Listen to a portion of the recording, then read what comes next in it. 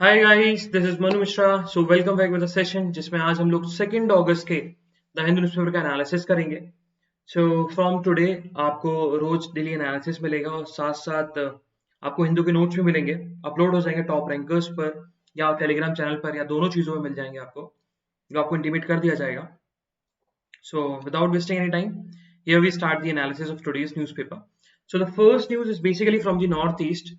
So हुआ क्या कि हमेशा से बॉर्डर क्लैश चलता रहता है असम और मिजोरम का, हमेशा से चला आ रहा है, लेकिन ये वायलेंट हो गया फ्रॉम दी अक्टूबर 2020, क्योंकि असम और मिजोरम देखा जाए it's a bordering state and और उनके उन दोनों स्टेट्स के बीच में क्लैश भी हुआ। और अगर हम बात करें तो दोनों स्टेट जो हैं अराउंड 164.6 किलोमीटर का बॉर्डर टच करते हैं।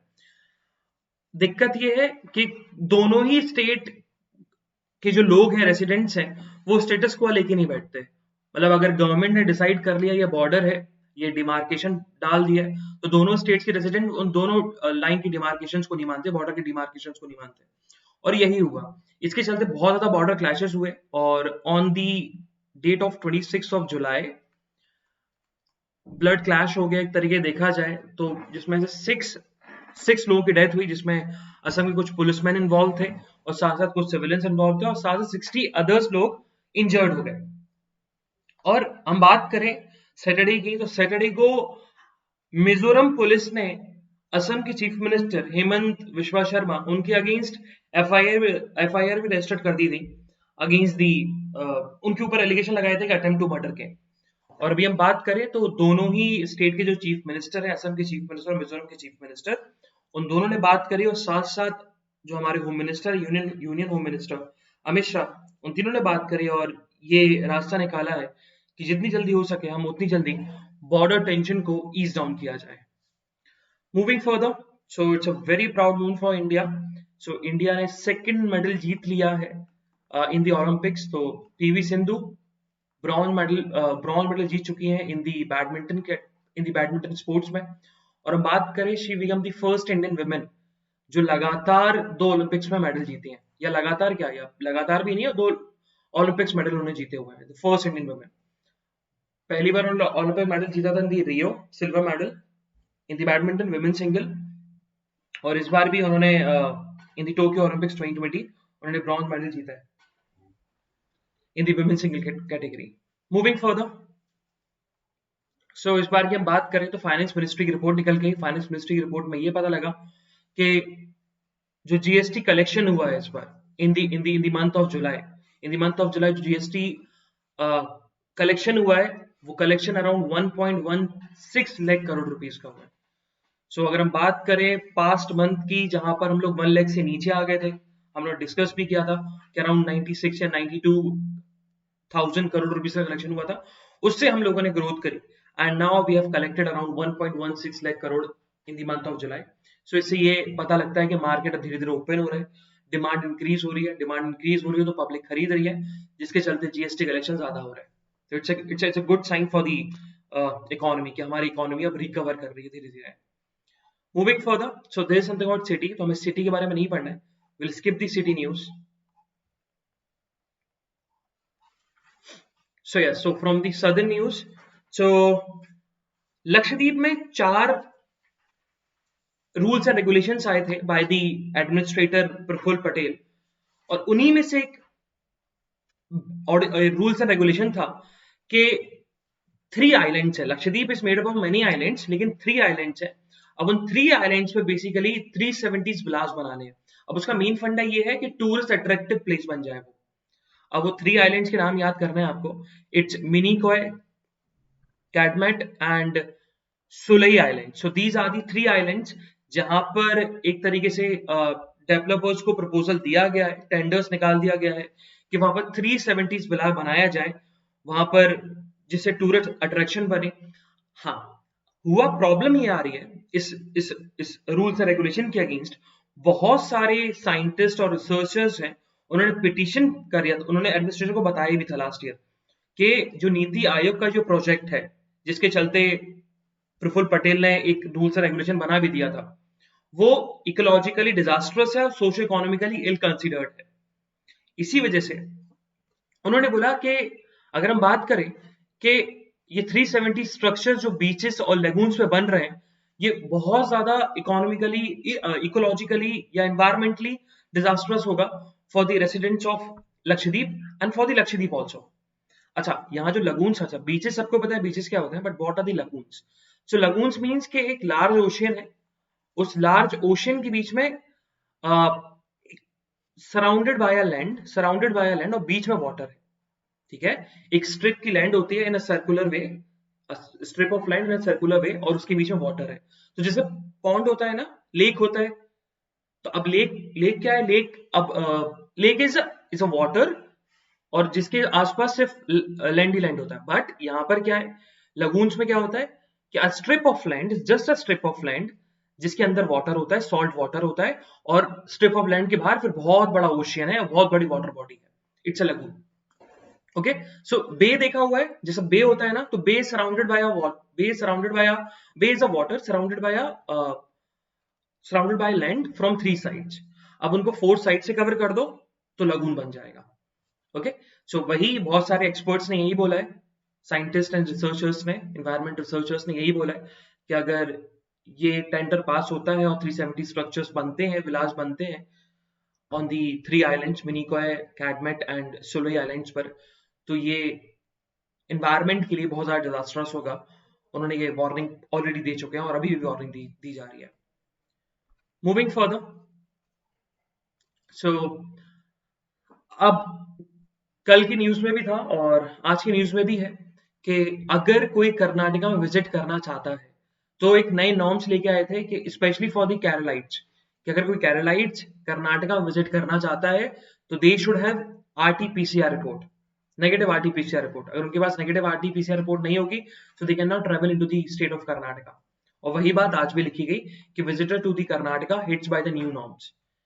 अब हुआ क्या कि दिक्कत ये थी कि पहले जो था वो सिर्फ केरलाइट्स के लिए था, लेकिन वो डिस्क्रिमिनेटरी हो जाता, इसी के चलते कर्नाटक गवर्नमेंट ने स्टेप लिया और उन्होंने यही बोला है कि specially from the visitors of the Kerala and Maharashtra, अगर उनके पास नेगेटिव आरटीपीसीआर रिपोर्ट होगी so they can enter into a state of Karnataka, अगर नहीं है सो उनको रिफ्यूज कर दिया जाएगा।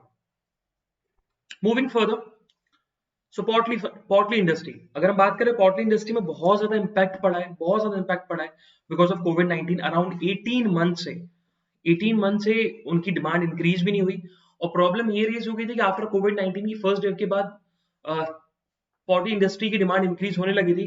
बट एक ऐसा स्पेकुलेशन फैल गया कि पैंडमिक या वायरस, हम बात करें वायरस और पॉटली इंडस्ट्री कनेक्टेड है। सो अगर आप if you are consuming non veg तो आपको कोविड-19 हो सकता है। तो ये नेगेटिव इंपैक्ट पड़ गया था पॉटली इंडस्ट्रीज के ऊपर, और जिसके चलते जो डिमांड थी बहुत ज्यादा डिक्रीज हो गई, चिकन्स की बहुत ज्यादा डिक्रीज हो गई। अब जो ओनर थे वो ओनर, एक तो उनकी जो स्टेबिलिटी थी, पोर्टली इंडस्ट्री स्टेबिलिटी थी, वो स्टेबिलिटी नहीं रही।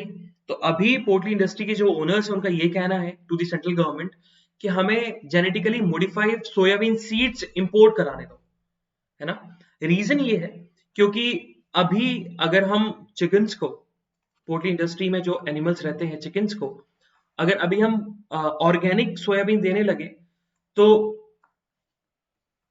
हमारे लिए बहुत नुकसान की बात हो जाएगी, क्योंकि अभी भी इतनी डिमांड इंक्रीज नहीं हुई है, अभी भी प्राइसेस इतने ज्यादा नहीं बढ़े जितने प्राइसेस बढ़ने चाहिए थे अराउंड 18 मंथ से।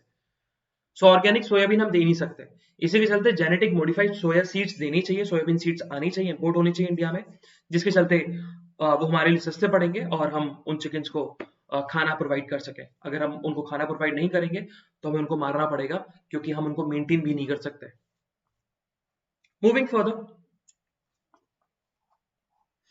सो आज के एडिटोरियल की हम बात करें तो आज के एडिटोरियल में 3 एडिटोरियल इंपॉर्टेंट है। So first one about the long overdue, it's about the reservation जो भी रिसेंटली ऑल इंडिया कोटा पे आया, 27% reservation for the OBC at the center level, at the union level, and 10% in the EWS, economical weaker section, for the economical weaker section in the medical colleges, state medical colleges, इसको पर discuss करेंगे।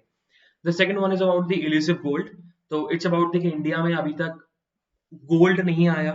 Last time जो gold आया था वो 2008 Olympics, Beijing Olympics में आया था, उसके बाद गोल्ड नहीं आया। और उससे पहले भी हम लोग, अगर हम ओलंपिक्स में अगर हम डिस्कस करें तो इंडिया का जो परफॉर्मेंस रहा है, या तो हम लोग सिर्फ सिंगल डिजिट में ही मेडल लेके आते हैं या कभी कभी जीरो मेडल लेके आए हैं। एंड द थर्ड एडिटोरियल जो हमारे लिए इंपॉर्टेंट है from the economic perspective, it's about दी के करंट में जो इंडिया की इकोनॉमिक सिचुएशन है वो कैसे बूस्टअप हो, और जो राइट थिंकर्स हैं, राइट थिंकर इकोनॉमिस्ट हैं, जो ये सोचते हैं कि गवर्नमेंट को कुछ नहीं करना चाहिए, अपने आप इकोनॉमी अच्छी हो जाएगी, उसके काउंटर में बोला है ऑथर ने, उसको अपन डिस्कस करेंगे कि इंडिया की इकोनॉमी में क्या क्या इंपैक्ट आ सकता है और क्यों इंडिया की इकोनॉमी ग्रोथ नहीं कर रही।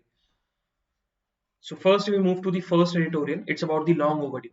हुआ क्या, रिसेंटली सुप्रीम कोर्ट ने अपहेल्ड किया और सुप्रीम कोर्ट ने डिसीजन लिया कि sorry not supreme court, central government ने डिसीजन लिया कि 27% रिजर्वेशन दिया जाएगा, 27% रिजर्वेशन दिया जाएगा to the OBC other backward class in the AIQ. AIQ मतलब ऑल इंडिया कोटा में। होता क्या था, जैसे कि यूनिवर्सिटी दो तरीके की होती है, एक होती है सेंट्रल यूनिवर्सिटीज, अगर गवर्नमेंट यूनिवर्सिटी की बात करें तो it's central university, and another one is the state university. Central university में ऑल इंडिया कोटा लगता था, मतलब ओबीसी अलाउड थे 27% तक ऑल ओवर इंडिया से। बट स्टेट यूनिवर्सिटी में क्या था, अगर आपको ओबीसी के अंदर रिजर्वेशन चाहिए तो you should have a residential certificate और अ डोमिसाइल सर्टिफिकेट, एक ही चीज है, लेकिन आपको सर्टिफिकेट चाहिए, डोमिसाइल सर्टिफिकेट या रेसिडेंशियल सर्टिफिकेट होना चाहिए, तब जाके आप उस स्टेट यूनिवर्सिटी, उस स्टेट मेडिकल यूनिवर्सिटी में या कॉलेज में एडमिशन ले पाओगे ओबीसी कैटेगरी में। रिसेंटली सेंट्रल गवर्नमेंट ने डिसीजन लिया कि हम 20% रिजर्वेशन जो है वो ओबीसी को देंगे in the state university to the not, और हम एग्जेम्प्ट करते हैं कि जो पहले था कि सिर्फ आपके पास डोमिसाइल या रेसिडेंशियल सर्टिफिकेट होना चाहिए, वो अब नहीं रिक्वायर्ड होगा। अब आप डायरेक्टली ओबीसी हो और belong to the different state, you can take benefit of the reservation in the state universities also. और उसके साथ साथ ईडब्ल्यूएस को भी रिजर्वेशन दिया गया, इकोनॉमिकल वीकर सेक्शन को भी रिजर्वेशन दिया गया अप टू 10%। ये बात फाइनली सेंट्रल गवर्नमेंट ने कर दी और इसको सुप्रीम कोर्ट ने अपहेल्ड भी कर दिया। अब ऑथर ने ये बोला कि हम बात करें तो ये बहुत ज्यादा लॉन्ग ओवरड्यू था। लॉन्ग ओवरड्यू मतलब कि बहुत समय से पेंडिंग था, बहुत समय से लोगों के राइट्स ब्रीच हो रहे थे, जो उनका राइट था to right to get reservation, OBCs लोगों का। और ये देखा जाए तो ये एफर्ट बेसिकली डीएमके का था, जो अभी तमिलनाडु में एग्जिस्टिंग गवर्नमेंट है। उन लोगों ने बेसिकली मद्रास हाईकोर्ट के वर्डिक्ट्स को अप्रोच किया था, बोला था, मद्रास हाईकोर्ट के जजमेंट आया था, वर्डिक्ट आया था, और मद्रास हाईकोर्ट के वर्डिक्ट में बोला था कि जो स्टेट मेडिकल यूनिवर्सिटीज में जो रिजर्वेशन दिया जाएगा ओबीसीज को, वो डोमिसाइल और रेसिडेंशियल बेसिस पे दिया जाएगा। लेकिन डीएमके जो है वो डीएमके उस वर्डिक्ट के अगेंस्ट सुप्रीम कोर्ट पहुंची और सुप्रीम कोर्ट ने इस चीज को हटाया और बोला गया कि नहीं, अगर स्टेट मेडिकल कॉलेज में एडमिशन चाहिए तो अदर स्टेट के ओबीसी के लोग भी एडमिशन ले सकते हैं, जो कि सेंट्रल गवर्नमेंट ने बोला था under the AIQ, all India quota के अंदर। और हम ऑल इंडिया कोटा की बात करें तो ऑल इंडिया कोटा जो है वो इंट्रोड्यूस हुआ था 1986 में, ओके, जिसमें बात की गई थी कि 15% of the undergraduate medical seats AIQ के अंदर आएंगी और पीजी ग्रेजुएट सीट्स में 50% of the PG seats state surrender करेगा सेंट्रल गवर्नमेंट को, सेंट्रल पूल के अंदर आ जाएगी।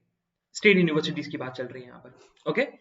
लेकिन एआईक्यू के अंदर कोई रिजर्वेशन दिया ही नहीं गया पास्ट में।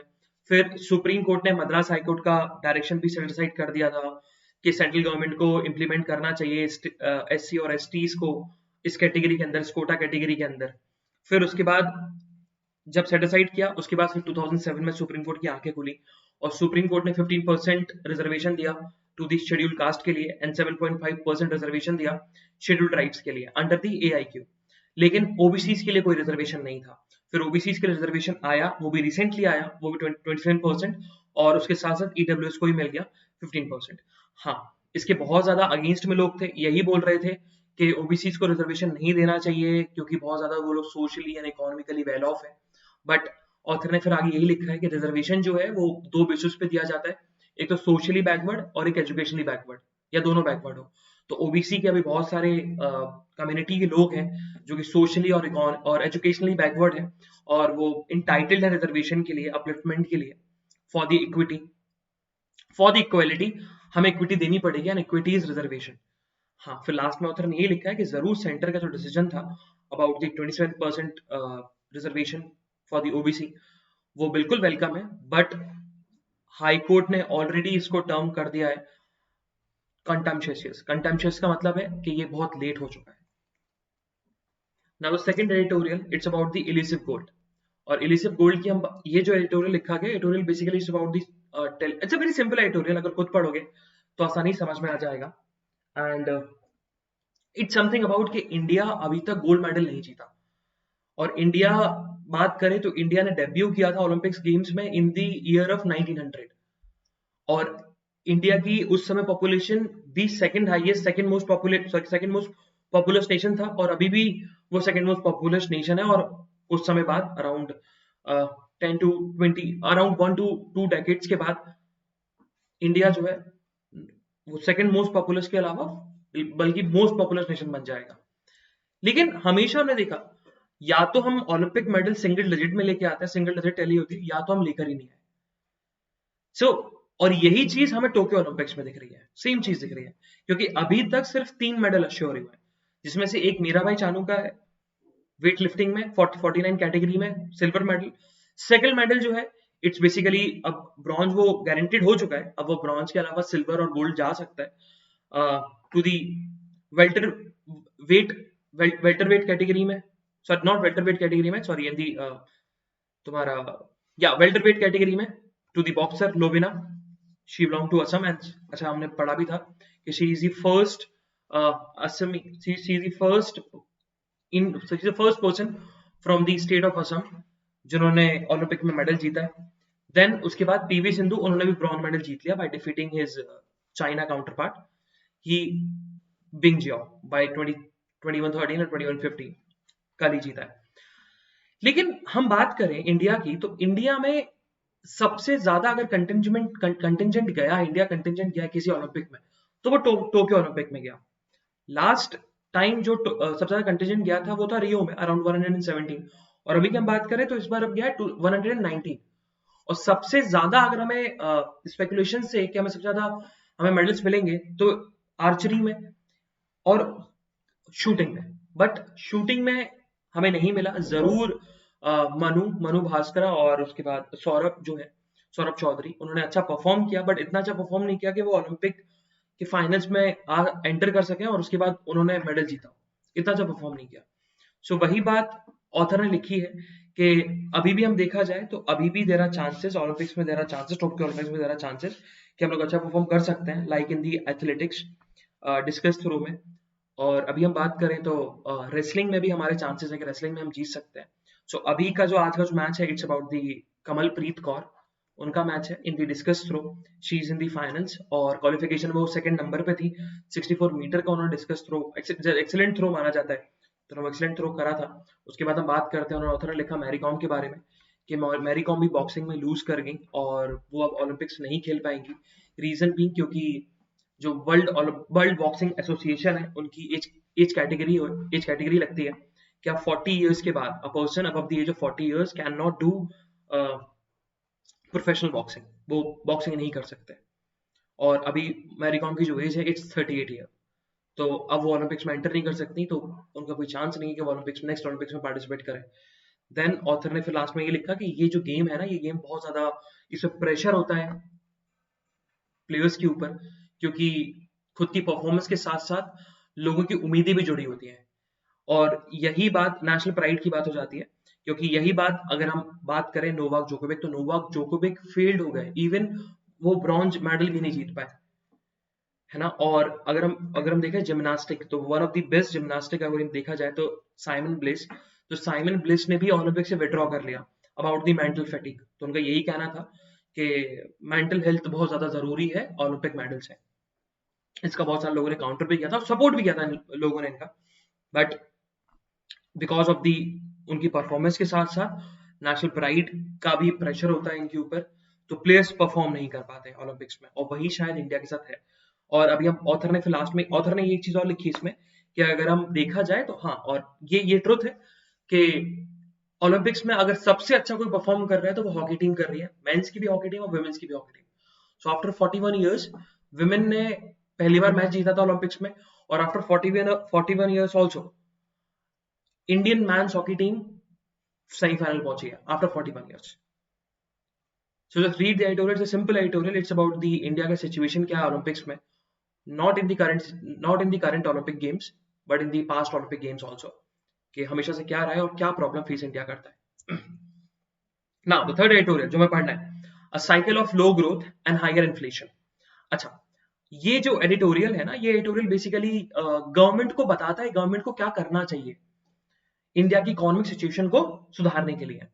हुआ क्या, अगर हम बात करें तो ऑथर ने सबसे पहले स्टार्ट लिखा कि जो राइट लीनिंग इकोनॉमिस्ट है, राइट लीनिंग इकोनॉमिस्ट मतलब जो गवर्नमेंट का सपोर्ट करते हैं, उन इकोनॉमिस्ट का कहना है कि गवर्नमेंट को कुछ नहीं करना चाहिए इकोनॉमी को रिवाइव करने के लिए, क्योंकि इकोनॉमी अपने आप रिवाइव कर जाएगी.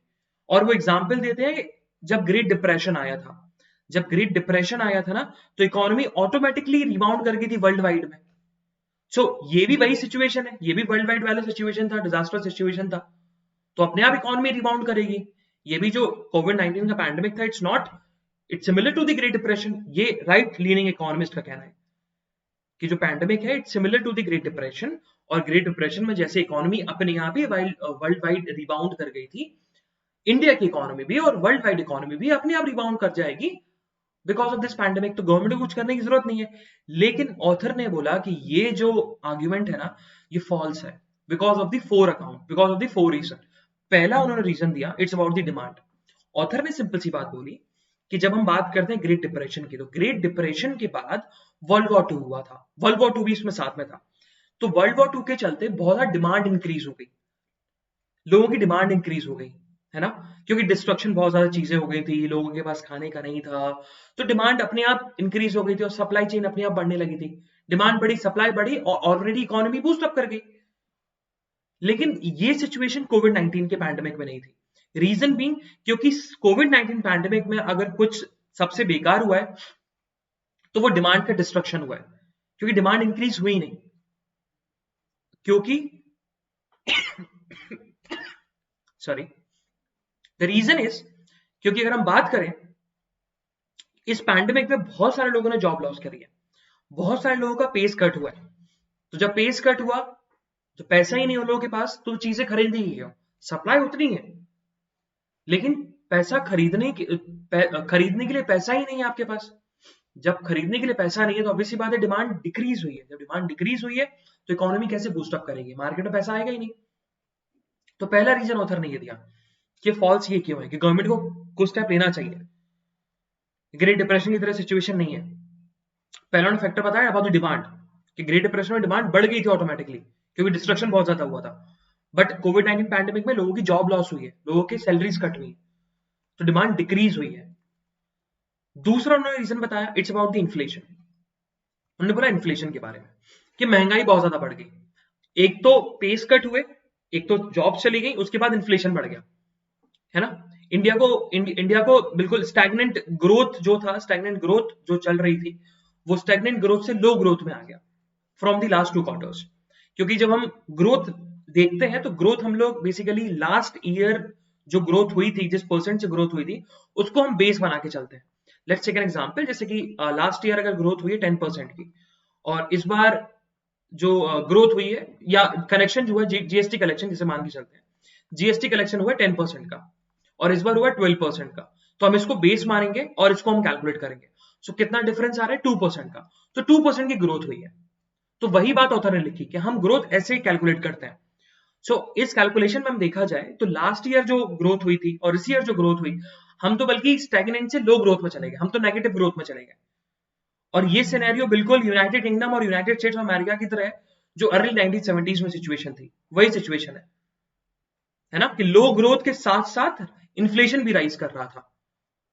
ये तो वही सिचुएशन है, मतलब एक तो लो ग्रोथ है, लो ग्रोथ के साथ साथ महंगाई भी बढ़ रही है. तो सेम सिचुएशन जैसे यूनाइटेड स्टेट्स ऑफ अमेरिका और यूनाइटेड किंगडम में आई थी इन दी अर्ली 1970s में, वही सिचुएशन हमें इंडिया में देखने को मिल रही है because of the inflation. Then आगे उन्होंने इन्फ्लेशन को ही आगे बढ़ाया कि इन्फ्लेशन में बहुत सारी प्रॉब्लम्स होती हैं. इन्फ्लेशन जो है बेसिकली बात करें तो ऐसा नहीं है कि इन्फ्लेशन के कुछ फायदे नहीं होते, इन्फ्लेशन के फायदे होते हैं अगर आपने इक्विटी में पैसा लगा के रखा हो. बट इंडिया में बात करें तो इंडिया में लोग पैसा ही लगा के रखते हैं इक्विटी में. अगर रखते भी हैं तो गोल्ड में पैसा लगा के रखते हैं, लेकिन अभी भी गोल्ड के प्राइस इतने ज्यादा बढ़ गए कि उनका जो फंडामेंटल हार्ड एसेट होता है गोल्ड, वो भी नहीं खरीद पा रहे, क्योंकि इंडिया में सिर्फ 2% of the population are investing in the equity. तो इक्विटी में पैसा आ रहा है because of the inflation, equity में पैसा आ रहा है, बट इंडिया में सिर्फ 2% ऑफ द पॉपुलेशन या around 2.3% of the population equity में पैसा लगा के रखती है। हाँ, यूएस के लोगों के लिए बेनिफिट रहेगा क्योंकि रिलेटिवली यूएस में है 50% ऑफ द पॉपुलेशन या उससे भी ज्यादा लोग इक्विटी में पैसा लगाते हैं। इक्विटी का मतलब है तो शेयर मार्केट में पैसा लगाते हैं, तो शेयर मार्केट बूस्ट अप कर रहे हैं, वहां से पैसा कमा रहे हो लोग। बट इंडिया की मेजोरिटी क्या है, इंडिया की मेजर पॉपुलेशन, उनका पैसा लगा हुआ नहीं है। देन उन्होंने बताया कि एक तो इन्फ्लेशन के साथ साथ फ्यूल प्राइसेस में भी बढ़ गया, फ्यूल प्राइसेस में भी चीजें बढ़ गई, ट्रांसपोर्टेशन कॉस्ट बढ़ गया, है ना। तो वो देखा जाए तो it's a bottleneck caused by the कोविड-19। ये हुआ क्या, क्योंकि ये अच्छा ये कॉस्ट बेसिकली जहां से हम एक्सपोर्ट कराते हैं, सॉरी जहां से हम इंपोर्ट कराते हैं, जिस कंट्री से हम इंपोर्ट कराते हैं फ्यूल, उन्होंने फ्यूल प्राइस नहीं बढ़ाया, बल्कि इंडियन गवर्नमेंट ने फ्यूल प्राइस बढ़ा दिया कि जो भी इकोनॉमिक लॉसेस हो रहे हैं बिकॉज ऑफ द कोविड-19 उसको उसको रिकवर कर दिया जाए अगर हम फ्यूल प्राइसेस को बढ़ा दें। सो वही साइकिल चल रही है। तो वही बात ऑथर ने लिखा है कि फ्यूल प्राइसेस एक और एडिशनल पॉइंट जुड़ गया कि गवर्नमेंट को स्टेप्स लेने चाहिए और इकोनॉमी को बूस्ट अप करना चाहिए। और लास्ट थर्ड उन्होंने चीज बताई, पहला तो उन्होंने डिमांड बताया, दूसरा उन्होंने इन्फ्लेशन बताया, इन्फ्लेशन में फ्यूल प्राइसेस भी बढ़ गए, थर्ड उन्होंने बताया इंटरेस्ट रेट कि ठीक है मार्केट में पैसा नहीं है, तो मार्केट में पैसा लाने के लिए गवर्नमेंट इंटरेस्ट रेट्स को लो कर दे। इंटरेस्ट रेट को आप लो कर दोगे तो लोग इंटरेस्ट बैंक से लोन ले लेंगे और मार्केट में पैसा आ जाएगा। बट हुआ क्या, अभी की सिचुएशन देखी जाए तो अभी जो है सेंट्रल बैंक ने ऑलरेडी इंटरेस्ट रेट्स को और ज्यादा हाई कर दिया, और हाई करने से rising of the interest rates lead to the decrease in the aggravated demand, demand में डिक्रीज आ जाएगा। तो है तो सब इंटरकनेक्टेड ही, अगर देखा जाए तो इंटरेस्ट रेट बढ़ा दिया, अब इंटरेस्ट रेट बढ़ा दिया तो लोग पैसा ही नहीं ले रहे हैं बैंक से, लोग लोन पे पैसा नहीं ले रहे हैं, जब लोन पे पैसा नहीं ले रहे तो डिमांड कैसे इंक्रीज होगी मार्केट में। तो ये ऑथर ने लिखा, जब डिमांड इंक्रीज नहीं होगी तो इकोनॉमी कैसे बूस्ट अप करेगी।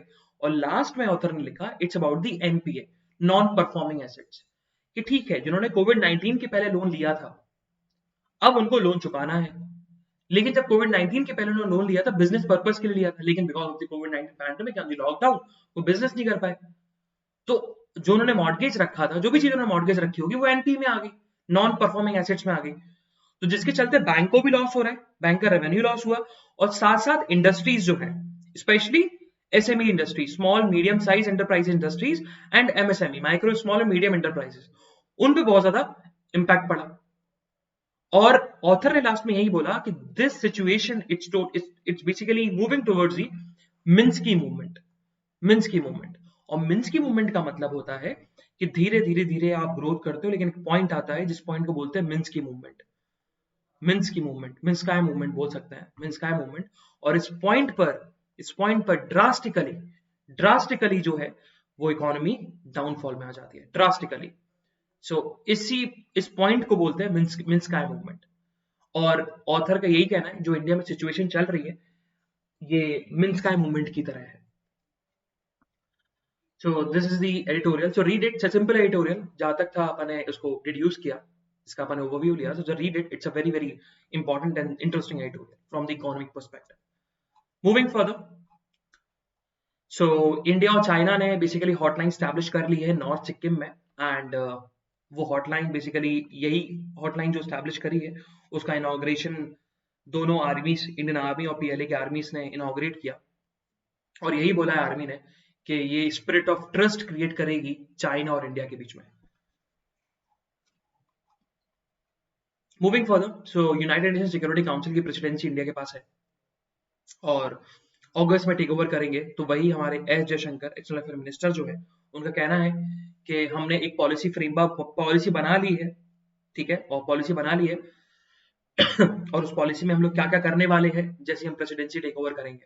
तो उन्होंने बताया कि जैसे म्यांमार का इशू हो गया, अफगानिस्तान का इशू हो गया, काउंटर टेररिज्म का इशू हो गया, यमन में जो इशू हुआ, सीरिया में जो इशू हो रहा है, इन सबको हम देखेंगे, इन सबको हम देखने वाले हैं, जिसमें लीबिया भी है।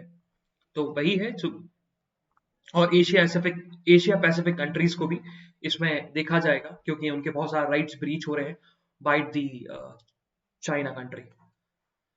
मूविंग फर्दर, सो सुप्रीम कोर्ट ने एक सिंपल सी बात बोली है कि section 66A of the IT act, section 66A of the IT Act is already declared unconstitutional in the year 2015 by Shreya Singhal versus Union of India. Okay, so हुआ क्या, ये लाइमलाइट में इस वजह से आया क्योंकि अभी सुप्रीम कोर्ट के पास बहुत सारे केसेस देखने को मिले कि अभी भी after the judgement, after the Shreya Singhal judgement जिसमें 66A अनकॉन्स्टिट्यूशनल डिक्लेयर हो चुका था, उसके बाद भी 66A का यूज किया जा रहा है, लोगों को बुक किया जा रहा है ना। तो वही सुप्रीम कोर्ट ने बोला है कि it's a responsibility of the state government and their agencies के वो इंश्योर करें कि कोई भी पर्सन 66A के अंदर बुक ना हो, उसके ऊपर 66A के अंदर कोई केस फाइल ना हो। Moving further, so again on the national news, so chief information commission ने बेसिकली यूनियन गवर्नमेंट को स्लैम किया क्योंकि जब उनसे रिपोर्ट मांगी गई कि भैया आप ये बताओ आपने कितनी मेडिकल ऑक्सीजन सप्लाई करी थी इन दी पैंडेमिक, तो यूनियन गवर्नमेंट ने मना कर दिया, जिसके के चलते सीआईसी जो है, सीआईसी ने बेसिकली बताया गया कि गवर्नमेंट ने मना कर दिया है कि अबाउट द ऑक्सीजन पैनल की डिटेल्स देने में, और उन्होंने सिंपल सी बात बोली है कि आपके पास सिर्फ 10 दिन का टाइम है, आप 10 दिन के टाइम के अंदर लोग जो है वो राइट इन्फॉर्मेशन की प्ली डाल सकते हैं और आपको 10 दिन का समय दिया जाएगा और आपको बताना पड़ेगा कि आप about the details of the oxygen panel. Yes, so it's a very proud moment for India and India के स्पेशली फ्रॉम दी आयुर्वेदिक वाला सीन से अश्वगंधा। अब अश्वगंधा की बात करें तो यहाँ पर एक चीज है, ये जो मार्क्ड है इसको जरूर पढ़ना। अश्वगंधा का जो बायोलॉजिकल नेम है it's withania somnifera, so it's a commonly known as Indian winter cherry, और ये जो है it's a traditionally Indian herb जो कि एनर्जी को बूस्ट अप करती है, स्ट्रेस को रिड्यूस करती है और इम्यून सिस्टम को स्ट्रॉन्गर बनाती है। अच्छा, इसका क्लिनिकल ट्रायल होगा, है ना, यूके की 3 सिटीज में और इसमें 2000 पार्टिसिपेंट्स पार्टिसिपेट करेंगे अश्वगंधा के। मूविंग फर्दर, जो अभी यूपी में इलेक्शंस आने वाले हैं, सो इसी के चलते हमारे जो होम मिनिस्टर है अमित शाह, वो यूपी में कैंपेनिंग करने गए थे और उन्होंने सिंपल सी बात बोली कि यूपी जो है वो लॉ एंड ऑर्डर के टर्म्स पर टॉप पर आता है और उन्होंने प्रेज किया है चीफ मिनिस्टर योगी आदित्यनाथ को। अच्छा, ये चीज इसी वजह से हो रही है बिकॉज क्योंकि यूपी में इन द ईयर 2022 इलेक्शंस होने वाले हैं। Moving further, so from the world news, so हमारे लिए सिर्फ 2 ही न्यूज इंपॉर्टेंट है। So the first news about the Myanmar, so Myanmar में ऑलरेडी मिलिट्री coup लगा हुआ है और म्यांमार के जो मिलिट्री रूलर है मिन ऑन्ग यांग, तो मिन ऑन्ग यांग जो है वो प्राइम मिनिस्टर का रोल टेक ओवर करेंगे और उन्होंने बोला है कि जो नेक्स्ट इलेक्शन होने वाले हैं म्यांमार के वो होंगे by the year of 2023। Okay, ये उन्होंने सिंपल सी क्लैरिफिकेशन दे दिया है और एशियान की मीटिंग होने वाली है और एशियान की मीटिंग में जो फॉरेन मिनिस्टर्स मीट करेंगे उसमें आपके म्यांमार का रिप्रेजेंटेटिव भी होगा। तो अब मिलिट्री ही गवर्नमेंट एक तरीके से कर रही है, गवर्नमेंट ही संभाल रही है, वो भी वही गवर्नमेंट है और वही मिलिट्री है। सो ऐसी रिपोर्ट आई है और इंडियन गवर्नमेंट को रिपोर्ट मिली कि पाकिस्तान ने बिल फाइनलाइज कर दिया है about the status of Gilgit Baltistan. और हम गिलगित बल्तिस्तान की बात करें तो ये जम्मू एंड कश्मीर का मैप है, तो ये जो गिलगित बल्तिस्तान है इसको लेकर, क्योंकि गिलगित बल्तिस्तान का एक अलग से पहले कोर्ट हुआ करता था, अभी भी अलग से कोर्ट है और अलग से एडमिनिस्ट्रेशन था, लेकिन अभी जो बिल आया जो कि इमरान खान के पास प्रेजेंट हुआ और जो रिपोर्ट इंडियन गवर्नमेंट को मिली कि एक बिल जो है वो अभी नेशनल असेंबली से पास होगा और इस बिल के according Gilgit Baltistan integral part बन जाएगा पाकिस्तान का। जो जैसे इलेक्शन कमीशन ऑफ इंडिया है वैसे ही इलेक्शन कमीशन ऑफ पाकिस्तान है। तो पहले गिलगित बल्तिस्तान में अलग तरीके से इलेक्शंस होते थे, उनका अलग एक तरीके से ऑटोनॉमस स्टेट हुआ करता था, लेकिन बाय पासिंग दिस बिल, अगर ये बिल एक्ट बनता है, गिलगित बल्तिस्तान इंटीग्रल पार्ट बन जाएगा पाकिस्तान का और जहां ये इलेक्शंस होंगे वो इलेक्शन कमीशन ऑफ पाकिस्तान के एम्बिट में आ जाएंगे, मर्ज हो जाएंगे। और इसको टर्म दिया जा रहा है 26 constitutional amendment bill of Pakistan, not India, of Pakistan. ठीक है, लेट्स सी कि इस पे इंडिया क्या रिटेलिएशन लेता है। सो आज मंडे है तो आज मंडे को इकोनॉमिक न्यूज नहीं आती। सो एंड स्पोर्ट्स न्यूज की बात करें, sports news it's totally about the PV Sindhu. So बस पीवी सिंधु के बारे में पढ़ना है, बाकी हमें चीजें इग्नोर करनी है। और हाँ, इंडियन हॉकी के बारे में पढ़ना है कि Indian hockey enter city semifinal, but इसका और एडवांसमेंट होता रहेगा कि सेमीफाइनल पे हमारा रुक जाता है कि हमारा जो विनिंग जो पाथ है जो हम जिस पे चल रहे इंडियन हॉकी टीम चल रही है वो रुकता है या नहीं रुकता है वो डिसाइड होगा। बट हाँ, इंडियन हॉकी बहुत बहुत अच्छा परफॉर्म कर रही है. सो ये था आज का एनालिसिस ऑफ टुडेज न्यूज़पेपर. तो हम लोग कल फिर मिलेंगे with some exciting news, some exciting current affairs. तब तक के लिए bye bye, have fun and enjoy your day. And yes, and you will get the notes, today's newspaper notes. Sorry, today's newspaper notes के साथ ये रहेगा कि आपको एक दिन पुराने नोट्स मिलेंगे. जैसे कि आज मंडे है तो आज की न्यूज़पेपर के नोट्स आपको कल मिलेंगे. सो नोट जो है वो आपको नोट्स कल से प्रोवाइड होने वाले हैं, बट एक दिन डिले होंगे नोट्स. रीजन बीइंग क्योंकि नोट्स मेकिंग थोड़ा टाइम टेकिंग होता है, तो आपको नोट्स मिलने वाले हैं. सो अब वो नोट्स आपको टॉप रैंकर्स की वेबसाइट पे मिल जाएगा. And I'll tell you tomorrow कि आपको टॉप रैंकर्स कैसे एक्सेस करना है और नोट्स आपको कहाँ मिलेंगे. एंड टेलीग्राम पे भी अपलोड हो जाएंगे, तो दोनों जगह अपलोड हो जाएंगे. सो इजीली एक्सेसिबल होगा सारे स्टूडेंट्स के लिए. It's not only for the जो कि सिर्फ लीगल एज में जिन्होंने कोर्स रखा है, इट्स फ्री फॉर ऑल. सो ये था हमारा आज का एनालिसिस. तो हम लोग कल फिर मिलेंगे with some exciting news, some exciting current affairs. तब तक के लिए bye bye, have fun and enjoy your day. Bye bye guys.